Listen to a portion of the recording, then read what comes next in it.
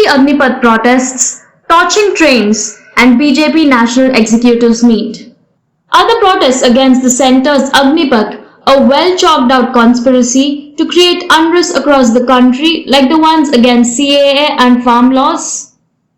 Is the toolkit back in operation? Many feel the protests that broke out in Telangana's Secunderabad railway station were said to be a well-thought-out anarchic act only to create a kind of scare ahead of the BJP's National Executive meeting that is scheduled to be held in Hyderabad next month on July 2nd and 3rd. And all the stalwarts of the BJP will be attending this meet, including Prime Minister Narendra Modi, Union Home Minister Amit Shah, and BJP National President JP Nadda, besides Chief Ministers of BJP-ruled states. Why should the protesters torch the trains, and what for, if not to hit the national headlines? The protests led the Railway Protection Force, that is the RPF sleuths, to open fire to dispel crowds who were destroying the property, and when it went out of control, they opened fire, killing one person and injuring 3 others. Is destroying the government or private property forms a part of the right to protest?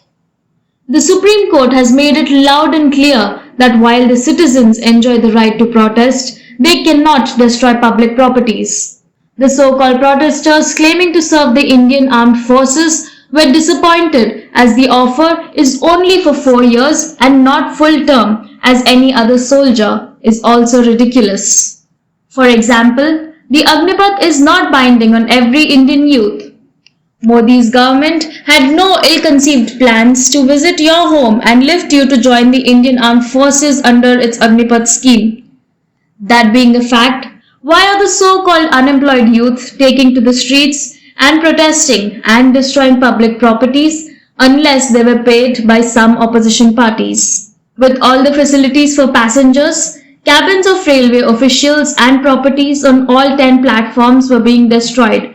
South Central Railway, that is the SCR officials, called for an emergency meeting and estimated that the property worth at least Rs 20 crore has been damaged. Lakhs of passengers use the Secunderabad railway station every day. Following the violence at the station, the SCR announced the immediate cancellation of 71 long-distance trains and 5 local MMTS trains. Adjoining Secunderabad East and West Metro stations were shut down too. Soon, the Hyderabad Metro suspended all operations for the day. Riots across the country, police admit that those indulged in are hired rioters and not job seekers to serve the nation as an Indian soldier. What action the Telangana police will take against these rioters, one has to wait and see. Or will the city police pass the buck onto the RPF as they are the real protectors of the railway properties? Is the TRS government feeling the discomfort of BJP stalwarts campaigning in the city and getting national focus, that too ahead of next year's elections? This is MS Purthy for Orange News 9 TV.